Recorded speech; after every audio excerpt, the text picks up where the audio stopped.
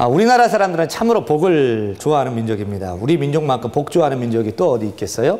그래서 복이 그냥 복 받고 싶어서 사모해서 밥 먹는 숟가락에도 복자, 또 밥그릇에도 복자, 또 뭐 그냥 베갯잎에도 한복에도 거울 위에도 심지어 속옷에도 복자를 써붙이고 그렇게 합니다. 어른들이 항상 하는 말씀들 중에 복자가 붙은 말이 많아요. 얼굴이 펑퍼짐하게 생기면은 뭐라 그래요? 참 복스럽게 생겼다라고 얘기합니다. 얼굴 내가 볼 때는 예쁜 것 같은데 좀 마르잖아요? 그럼 뭐라 그래요? 참 박복하게 생겼다라고 얘기를 합니다. 또 밥을 먹어도 맛있게 먹으면 맛있게 먹는다라고 얘기하면 되는데 참 복스럽게 먹는다라고 또 칭찬해 주시고요. 밥을 젓가락으로 깔짝깔짝 그러면 야, 복 떨어진다 라고 하면서 또 화를 내고 이제 꾸짖습니다. 집을 사고 파는 것을 소개해주는 이 공인중개업을 하는 곳을 뭐라고 그래요? 복덕방이라고 그래요. 제가 성도에 가봤더니 복덕방 이름이 눈에 쏙 들어오는 복덕방 이름이 있어요. 복과 덕을 파는 사랑방. 복덕방이 준말인 것 같아요. 복과 덕을 파는 사랑방.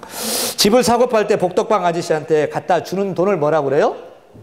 복비라고 그래요. 같은 돈인데도 무당이나 점쟁이한테 갖다 주면 뭐라고 그래요? 복채라고 그래요. 새해 첫 인사를 할 때 새해 복 많이 받으세요 라고 인사를 하는데 섣달 금음날, 그러니까 12월 마지막 날과 정월 초하루 1월 1일 때 우리 벽에다 뭘 하나 딱 걸어놔요. 복 받으려고. 뭐 걸어놔요?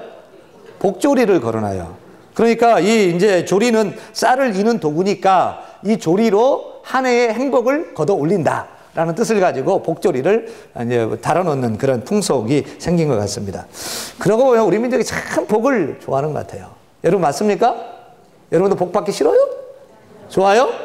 네. 근데 우리가 어떤 복을 사모합니까? 어떤 복을 소망합니까? 일반적으로 사람들이 좋아하는 복은 돈 많이 벌어서 좋은 집에 살고 좋은 집, 좋은 옷 입고 또 좋은 차 타고 다니고 부유하게 사는 것, 또 입심양명하는 것, 권력 있어서 끝발 날리게 사는 것, 학생들은 공부 잘하는 것, 병 없이 무병장수한 것, 또 우리 청년들이나 여러분들도 좋은 직장, 그것도 현대, 삼성, LG 이런 초대형 그룹에 들어가서 일하는 것을 복이 있다라고 얘기를 합니다. 한마디로 복이란 세상적으로 육신의 고통을 당하지 않고 편하게, 또 그냥 형통하게, 부유하게 사는 것을 복이라고 얘기합니다. 그런데 성경이 말하는 복은 어떤 복입니까? 물론 이런 거 다 포함하는데 성경이 진정 말하는 복은 시편 16편 2절에서 믿음의 사람 다윗이 자신이 받은 복을 이렇게 표현합니다. 읽습니다. 주밖에는 나의 복이 없다 하였나이다. 다윗은 하나님이 복 그 자체다. 하나님이 나의 복이라고 생각을 했어요. 다윗은 돈도 많고요. 명예도 권력도 있었고요. 자기 나라가 있었어요. 그런데 하나님하고 그런 걸 비교하니까 너무 시시한 거예요. 그것은 내가 복 대신 하나님께 받는 선물임을 여러분 깨닫기를 바랍니다. 하나님의 복이십니다.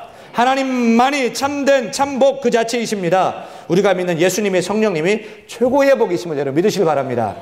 그래서 성경 기자는 73편, 시편 73편 28절 말씀에 하나님께 가까이 함이 내게 복이라 라고 고백하고 있습니다. 여러분 복이신 하나님을 가까이 하시길 바랍니다. 예수님을 성령님을 가까이 하시길 바랍니다. 성령님과 하나님과 친하게 지내세요. 친하게. 어린이 찬양 중에 이런 찬양이 있어요. 거룩한 하나님께 가까이 갑니다. 내가 주께 가까이 감히 복이 됩니다. 가까이 더 가까이 하나님께 더 가까이 복 주시는 하나님께 더 가까이 갑니다.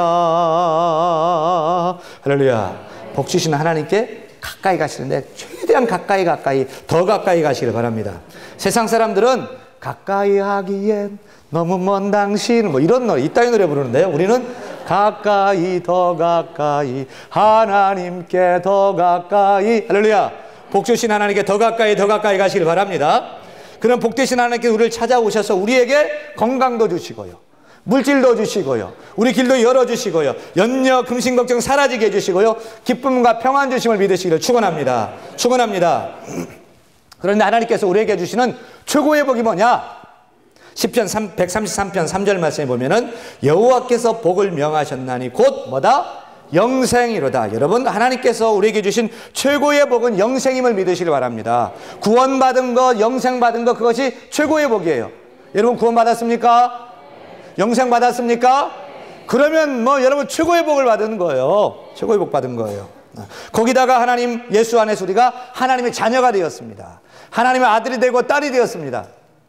별로예요? 하나님의 아들이 되었습니다. 하나님의 딸이 되었습니다. 혹시 우리 가운데 아직도 예수님을 나의 구주와 왕으로 믿지 않는 분이 계신다면 예수님이 나를 위해 죽으시고 다시 사셔서 내가 예수 믿을 때 구원받고 영생 얻는다, 그런 믿음 갖는 영접하는 그런 은혜가 있기를 축원합니다. 축원합니다. 다 예수 믿고 이런 복을 받아야 돼요.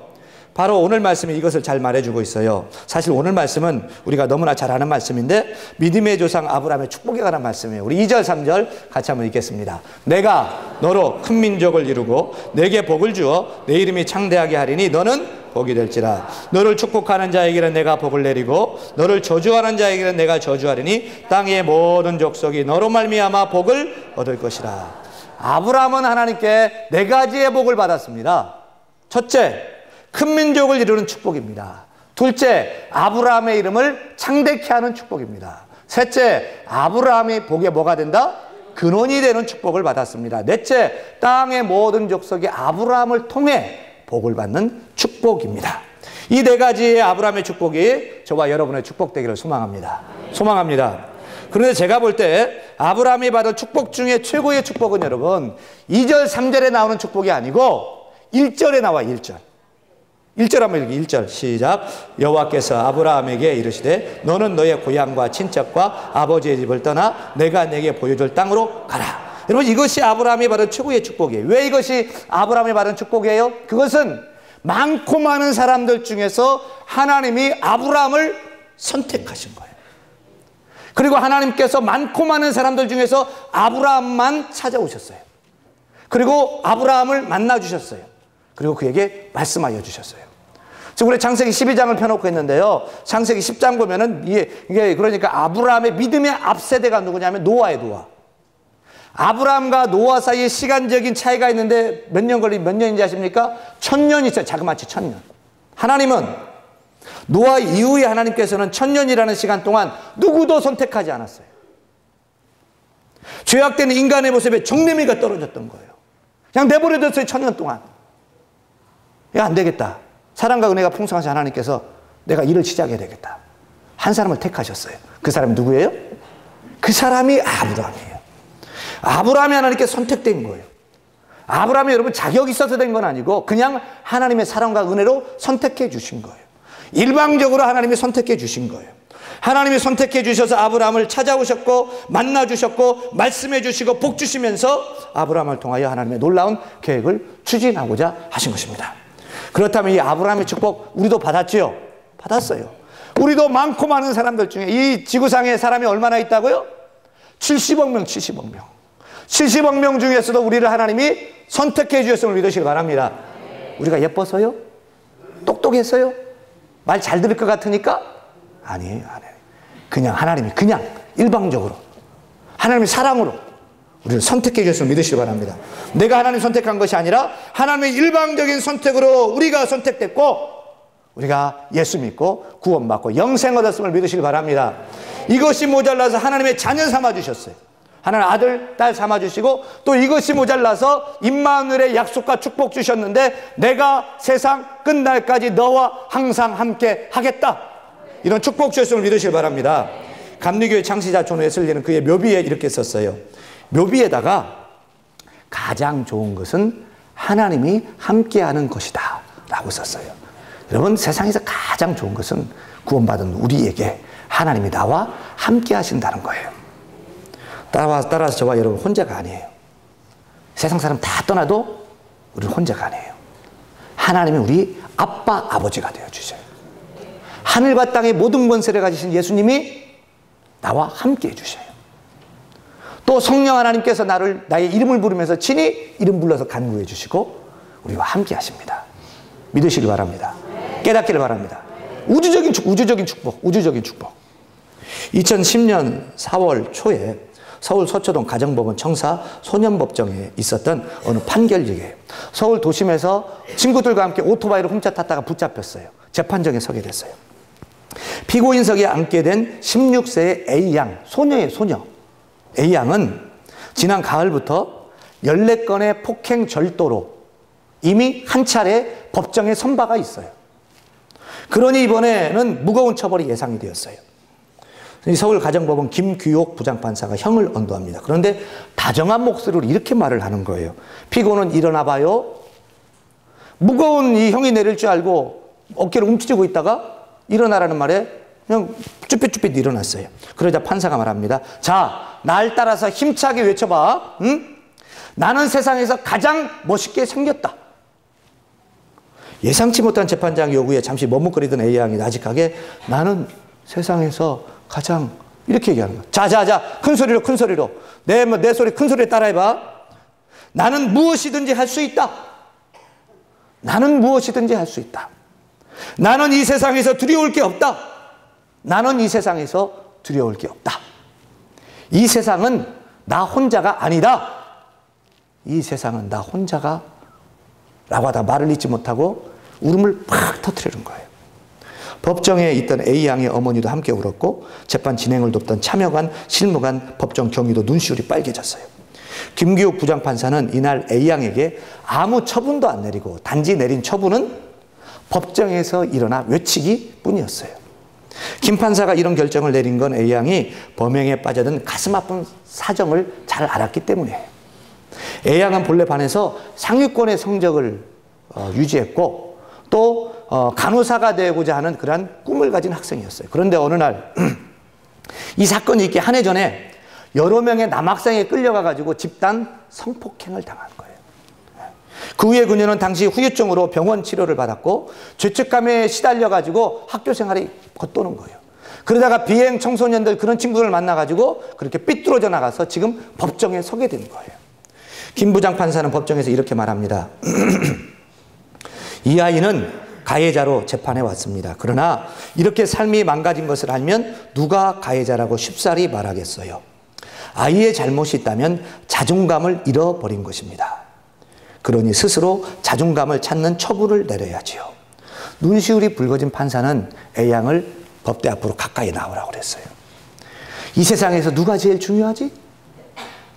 그건 바로 너야. 네가 세상에서 가장 중요해. 그 사실만 잊지 않으면 돼. 네가 힘들고 어려울 때 네가 세상에서 가장 중요하다는 사실 그것만 잊지 않으면 어떤 일도 극복해 나갈 수 있어. 그리고 두 손을 쭉 뻗어 A양의 손을 꽉 잡습니다.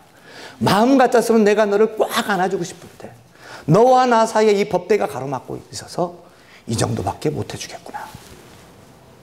여러분, 여러분의 자존감, 나의 나됨이 깨어져 있지 않습니까? 제가 볼 때 이 세상 사람들의 문제는 자존감이 깨어진 것 때문에 생긴 거라고 생각이 듭니다. 우리 청소년들 탈선하는 것. 마음을 어쩌지 못해가지고 술 먹는 알코올 중독자가 300만 명, 도박 중독자가 300만 명, 정신적으로 우울증 앓는 환자로만 300만 명이 넘어가요. 사이에 온갖 부정적인 시각이 만연하고 감사하기보다는 비방하고 불평불만 욕설이 난무해요. 그 이유 다른 것 아니에요. 자존감이 무너졌기 때문에 그래요. 내가 누군지, 내가 얼마나 중요한 존재인지 그것이 무너졌기 때문에, 모르기 때문에 그래요. 사랑하는 성도 여러분, 우리는 내가 누구인지, 내가 얼마나 중요한 사람인지 깨달아야 될 줄 믿습니다. 나는요, 만군의 여호와 하나님께서 많고 많은 사람들 중에 나를 선택한 그런 인물임을 여러분 깨달아야 될 줄로 믿습니다. 세상 속에 비춰진 나의 모습이 어떠한 모습일지라도, 세상 사람들이 설령 나를 무시할지라도 하나님은 우리 한 사람 한 사람을 이 천하보다 더 존귀한 존재로 여겨주셔서 하나님의 하나밖에 없는 독생성자 예수님을 우리를 위해 보내주셨어요. 우리를 위해 죽여주셨어요. 그래서 우리가 다시 산 거예요. 그러니 우리의 가치가 어떻게 돼요? 우리 가치가 얼마짜리예요? 따라합니다. 예수님짜리. 예수님짜리.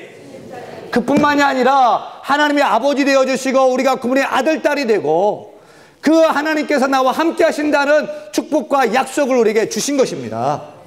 옆 사람에게 엄지손가락 2개, 1개 안 돼, 2개. 2개로 지켜들면서 격려해 주세요. 성도님은 존귀한 분이십니다. 성도님은 예수님 자리입니다. 앞으로 제가 잘 모시겠습니다. 여러분, 존귀한 분 잘 모시기를 바랍니다. 귀한 분 잘 모시기를 바랍니다. 우리가 이렇게 놀라운 축복을 받았는데 여러분, 이제 우리가 어떻게 살아가야 돼요? 아브라함이 하나님께 선택받고 하나님이 직접 찾아와 주시고 말씀해 주시고 복 주시고 그 다음에 어떻게 살 것을 이렇게 말씀하십니다. 우리 다시 2절 말씀 한번 읽습니다. 2절. 내가 너로 큰 민족을 이루고 내게 복을 주어 내 이름을 창대케 하리니 너는 복이 될지라. 아브라함의 별명이 뭔지 아브라함 별명? 복덩어리예요. 복덩어리. 하나님께서 아브라함에게 너는 복이 될지라 라고 말씀하시면서 아브라함을 복의 근원 복덩어리로 만들어 주셨어요. 여러분, 아브라함이 복덩어리라면 우리도 복덩어리임을 믿으시기 바랍니다. 왜냐하면 우리도 예수 믿어서 영적으로 아브라함의 자손이 되었기 때문입니다. 따라합니다. 나는 복덩어리다. 더 크게 나는 복덩어리다. 우리 성도님 옆에 보고서 성도님도 복덩어리입니다. 몇 년 전에 여러분 몇 년 전에 드라마에서 유명했던 대사 중에 상대방을 무시하면서 그냥 이 손가락으로 턱 밑을 하면서 똥덩어리 뭐 이런 말 했어요. 우리가 똥덩어리가 아니고 복덩어리, 알겠습니까? 복덩어리, 복덩어리. 올해 2012년은요 흑룡해인 동시에 윤달이 낀 해예요. 윤달은 1년이 12개월이 아니라 1년이 13개월이래요. 그래서 한 달인데 한 달에 한 개월이 1개월이 공달, 빈달이라 빈달. 네. 그러니까 음력 3월 윤달인데 금년이 3월 윤달인데 양력으로는 4월 21일부터 5월 20일까지예요. 그리고 재미있는 건 사람들이 이 윤달 끼니까 결혼을 안 하는 거, 결혼식을 안 해요. 네. 왜 결혼을 안 하는 줄 아세요? 왜냐하면 윤달에는 귀신이 한 달 동안 쉰답니다. 귀신이 오프하는 거 쉬는 날이라 귀신이 손이 없는 날이기 때문에 조상신이 안 찾아온다는 거예요. 근데 결혼식장이 텅텅 비어요. 1, 2월 달 결혼식이 없는데 지금 막 성수기고 4월 달, 5월 달은 여러분 비수기가 돼버린 거예요. 비수기가. 이 결혼식장이 울상이에요. 그런데 한쪽에서는 즐거운 비명을 부르는 데가 있어요. 어디예요? 장례업 하시는 분들, 장례업. 윤달에는 귀신의 손이 없기 때문에 윤달의 수의, 죽을 때 입는 수의를 사서 입으면 오래오래 산답니다. 사람들이 정신없이 마련을 하는 거예요. 그래서 막 윤달 끼니까 수의값이 폭등을 하는데도 다 너나 없이 막 불티나게 사가는 거예요. 저는 아무리 윤달이라도 예수 믿는 사람 신경 안 쓰겠지. 우리 대한교인도 신경 안 쓰겠지. 웬걸요? 4월, 5월 달에 윤달 낀 4월 20일부터 5월 10일까지 결혼이 거의 없어요. 다른 때 같으면 4월, 5월에 매주마다 2쌍, 3쌍씩 나오는데 결혼이 거의 없어요. 할렐루야. 여러분, 예수님을 믿는 사람이 손 없는 날 따져서 되겠어요? 우리는 만복의 근원이 되신 하나님이 함께 하시는 복덩어리예요. 복덩어리. 복덩어리는 윤달에 결혼을 해도 복을 받습니다. 이사를 해도 아무 날이나 해도 복을 받습니다. 지소상묘를 이장을 하든 뭘 하든 그냥 내 맘대로 해도 우리는 복을 받습니다. 우리가 복덩어리니까 들어가도 복 받고 나가도 복을 받게 돼 있습니다. 우리가 무슨 일을 해도 복을 받는 거예요. 내가 누구를 만나도 그 사람은 나 때문에 복을 받는 거예요. 왜요? 내가 복덩어리이기 때문에. 내가 복덩어리. 자신감을 가지세요. 확신 있게 사세요. 그런데 우리가 한 가지 생각할 것이 있어요. 우리가 복덩어리인데 나 혼자만 복을 받아 담는 복의 그릇이 될 것이냐? 아니면 내가 복덩어리인데 내가 받은 복을 베풀고 나누어주는 복의 통로가 될 것이냐? 여러분은 복덩어리로서 복을 담는 큰 그릇이 되기를 원하십니까? 아니면 내가 받은 복을 베풀고 나누어주는 파이프 같은 복의 통로가 되기를 원하십니까? 둘 다 아멘하면 어떡해요? 2절 하반절에 너는 복이 될지라라고 했어요. 이 말을 히브리어 성경으로 직역하면 그리고 너는 복이 되어라.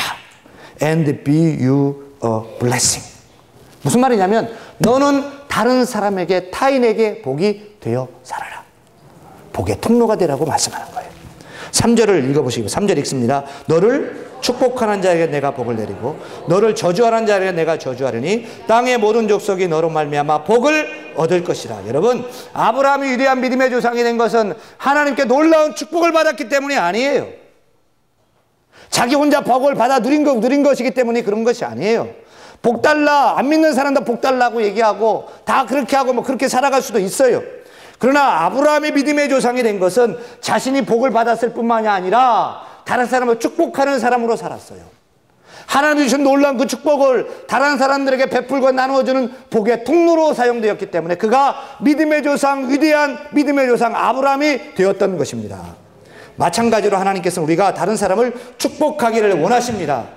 그리고 받은 복을 나 혼자 받아 누리는 것이 아니라 파이프로서 다른 사람 베풀고 나누어주는 복의 통로가 되기를 원하신다는 사실을 기억하시길 바랍니다. 깨닫기를 바랍니다. 깨닫기를 바랍니다. 어떤 집사님이 동네에서 조그만 슈퍼마켓을 운영했어요. 그런데 그 집사님이 운영하는 슈퍼마켓 길 건너에 큰 연쇄점이 생긴 거예요. 그러니 손님들이 다 그리 가지 자기한테 안 오는 거예요. 가게 문 닫게 생겼어요. 문 닫게 생겼어요. 속이 너무 상해서 섬기는 목사님을 찾아 상담을 해요. 오랫동안 운영을 해온 가게 문 닫게 된다면 이제 내 인생 끝장입니다 라고 하면서 연쇄점 주인 막 증오하면서 막 악담하면서 막 얘기하는 거예요. 이때 목사님께서 이렇게 말을 합니다. 집사님이 그 연쇄점 주인을 증오하면 그 증오가 오히려 집사님 가게, 집사님의 자신에게 다가옵니다. 파멸시킵니다. 이 말에 집사님, 그러면 내가 어떻게 해야 돼요? 목사님이 이렇게 얘기합니다. 집사님, 매일 아침 가게 밖에 서서 집사님 가게를 향해 축복해 주세요. 그리고 뒤로 돌아서 그 연쇄점을 향해서 축복해 주세요. 집사님 어이없어가지고, 아니 어떻게 그 원수 같은 연쇄점을 향해 축복해 준단 말입니까? 그러자 목사님은 집사님의 상대를 위해서 축복을 하면 그 축복이 되돌아옵니다. 집사님이 반대로 퍼붓는 그 악담은 무엇이든지 되돌아와서 집사님을 고통스럽게 할 것입니다. 그러니 축복하십시오. 야, 이 목사님 멋있죠? 저처럼 멋있는 목사님 같아요. 하여간 이 목사님이 그렇게 강구하게 붙어가자 마음에 안 내키지만 어쩔 수 없이 이해하고 돌아갔어요. 목사님도 걱정이 되니까 생각날 때마다 기도했겠지요. 6개월 동안 만나도 아무런 얘기를 안 해요. 6개월 후에 목사님을 찾아와서, 목사님, 제가 우려했던 대로 가게 문을 닫게 되었습니다. 하지만 오히려 우리 가게보다 더 큰 연쇄점을 제가 맡게 되었습니다. 그리고 어느 때보다 경기가 너무너무 좋습니다. 할렐루야. 여러분, 우리가 복의 통로가 되어 다른 사람을 축복할 때 먼저 내가 잘 되는 거예요. 아시겠습니까? 내가 잘 되고 남도 잘 된다는 사실 기억하시기 바랍니다. 나아가서 우리는 하나님께서 내게 주신 복을 나 혼자만 받아들이는 복의 그릇으로 사는 것이 아니라 베풀고 나누어지는 복의 통로로 살아야 되는데, 우리가 베풀고 줄 복 중에 복은 뭐냐? 참복이신 예수님을 전하는 것이 가장 큰 복을 전달해 주는 일인 것을 여러분 깨달아야 될 줄로 믿습니다. 호두과자 먹어보셨죠? 호두과자 아시죠? 여러분, 이 호두과자를 처음 만든 분이 누군지 아십니까? 개발한 분이? 이 호두과자를 처음 개발한 사람은 천안 성심교회의 심복순 권사님이십니다.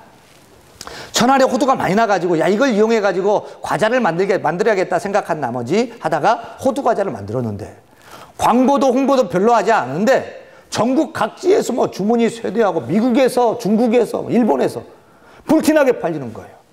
그러자 이 심권사님, 이 사업은 하나님이 번창시켜 주시는 것이다. 하나님이 직접 세일즈 하시고 홍보하시고 하나님이 하신다 라고 생각해서 이 돈이 좀 막 들어오니까 심권사님은 하나님께 이런 서원 기도를 드립니다. 하나님, 저는 결코 혼자가 아닙니다. 하나님과 함께 동업을 하는 것입니다. 지금부터 제가 버는 돈의 절반은 하나님의 것이라고 생각하고 하나님을 위해 사용하겠습니다. 그렇게 기도를 하고 장사를 하니까 잘 돼요, 안 돼요? 더 잘 되는 거예요. 권사님은 호두과자 봉지에 주 예수를 믿으라 딱 쓰고서 파는 거예요. 만나는 사람, 예수 믿으세요. 가까운 교회 나가세요. 전도하는 거예요. 특별히 심권사님은 지금까지 예배당을 8개를 지었어요. 8개, 국내 8개를 지었어요. 심권사님이 어려웠을 때 하나님께 하나님 평생 제 혼자 힘으로 예배당 7개만 짓게 해주세요 라고 서원 기도했는데 7개 이상 8개를 짓고 있고 더 짓고 있고 또 많은 돈으로 많은 가난한 사람, 어려운 사람을 구제하는 그런 일을 한다는 거예요. 천안의 명물, 천안 사람들은요, 호두과자 천하를 기억하면서 누구를 기억하느냐? 신복승본사님이 천하의 명물로 기억하고 있는 거예요. 사랑하는 성도 여러분, 바로 이 모습이 복의 통로가 되는 모습이 아니겠습니까?